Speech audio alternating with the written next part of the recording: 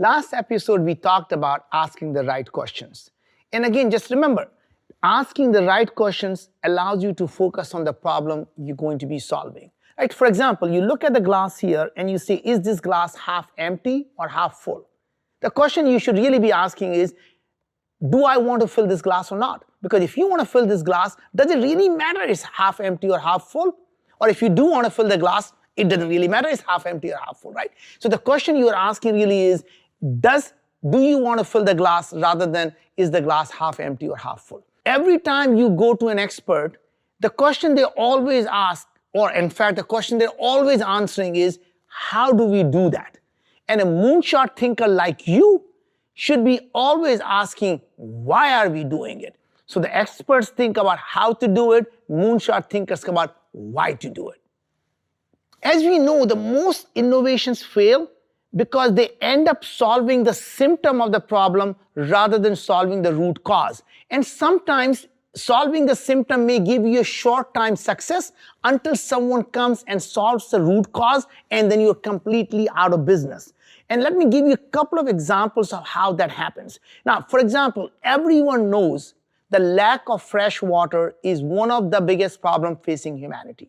Now, if you were an entrepreneur and thinking that I want to go out and solve the problem of fresh water, and you come up with a nano filter that is able to actually take a dirty water or desalinized water and start to think about how do we get the fresh water out, and you really focus on solving that problem. And one of you moonshot thinker asked the question and saying, wait a second, why do we have the shortage of fresh water? And suddenly you will realize the reason we have a shortage of fresh water is because majority of the water is being used for agriculture. And then you say, oh, so agriculture is really the root cause here. And what if we can build hydroponic agriculture, aquaponic agriculture, aeroponic agriculture, and now you think you have actually found the root cause and you really focus on solving the agriculture problem. Until another moonshot thinker asked the same question, why is there a shortage of agriculture? Or where is this agriculture is actually going? Why do we have all this agriculture? And soon you will realize, once you ask the question, where does all this agriculture going, you will realize that majority of agriculture is there to feed the cattle. Once you realize the majority of agriculture is there to feed the cattle, you now need to figure out how do we solve the problem of raising the cattle. And obviously we are raising these cattle to feed people the meat. Now, I'm not suggesting that now your job is to make everybody a vegetarian. But your job is to say, how do we feed people the meat they want to eat without having to raise the cattle? So what if we do what the nature does? Take a stem cell of a cow and only create the muscle tissues because that's all people eat. They're not eating the eyes, they're not eating the ears, they're not eating a whole bunch of other things that when you raise the cattle you have to have. What if you can simply take the same stem cell and only create the muscle tissues? And now once you do that, you are able to now have plenty of agriculture for humanity. So when someone says, how are you going to live on a planet when the population goes from 9 billion to 20 billion? You can say, you know what? Simply solving the problem of cattle allows you to feed twice as many people. Now you think you have actually solved the real problem. Until another moonshot thinker comes about and say, wait a sec. What if we can simply have a vegetarian meat, that means a food that's made out of plant but tastes exactly like meat. And now once you do that, now you have actually gotten rid of even the idea of having a biofactories that create the muscle tissues.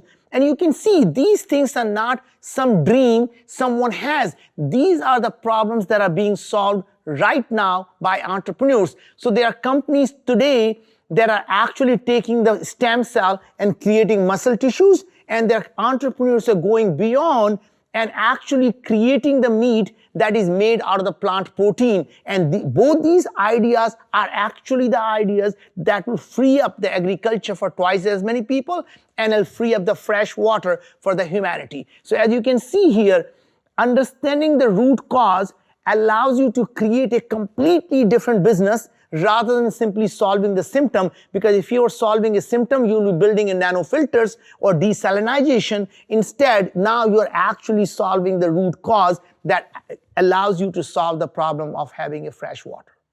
I'm going to give you two more examples of symptoms versus the root cause. Let's take a problem of energy.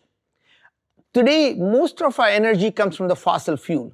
And we also know that every single day, every 90 minutes, more solar energy falls on planet Earth than we use in the whole year. And it's simply a problem of conversion.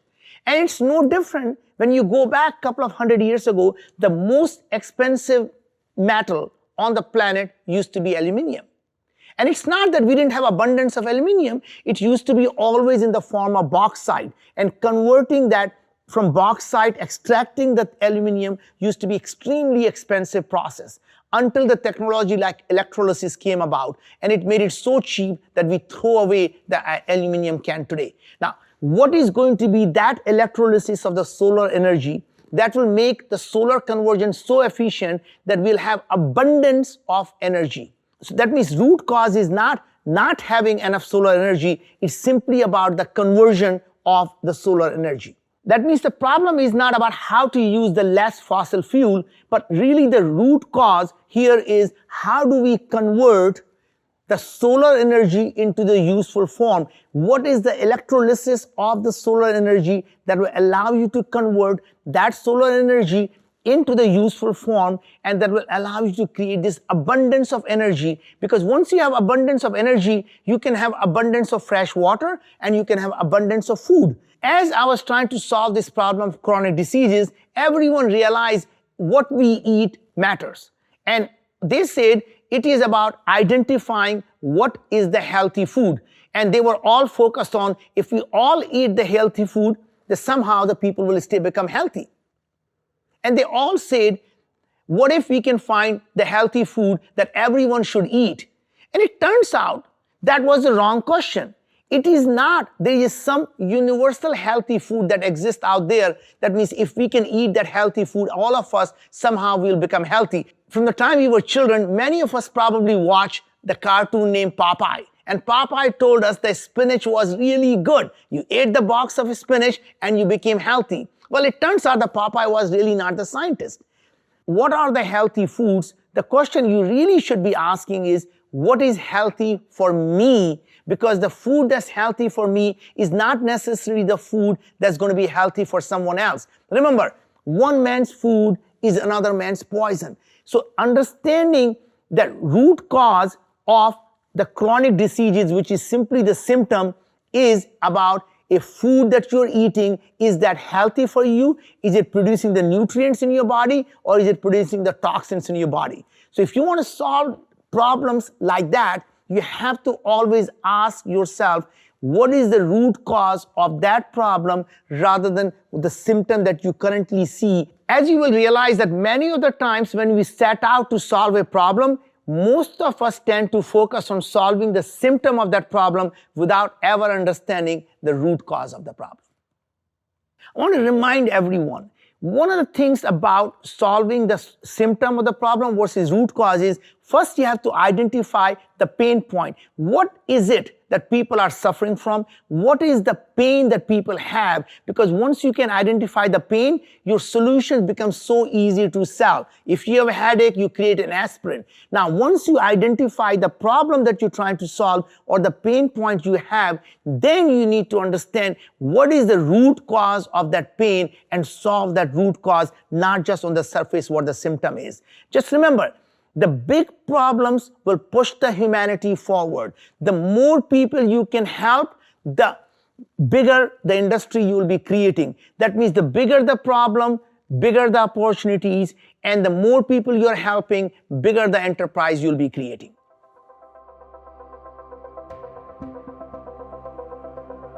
Here's a task for you today. In the last episode, you wrote down the questions you should be asking to achieve your moonshot. Now, your task right now is to go back and look at that question and ask yourself, is that simply the symptom of the problem, or is it the root cause? If it is not a root cause, ask yourself why this symptom exists. and write down exactly the root causes of that. Please don't forget to share with your tribe and ask for their help in helping you find out, is it really the symptom of the problem or is it actually the root cause? And if it's not a root cause, ask for their help in finding or discovering the root cause. Tomorrow I'm going to walk you through a live case of how I started Viome and how do we plan to disrupt the healthcare industry. In the meantime, keep dreaming and shoot for the moon.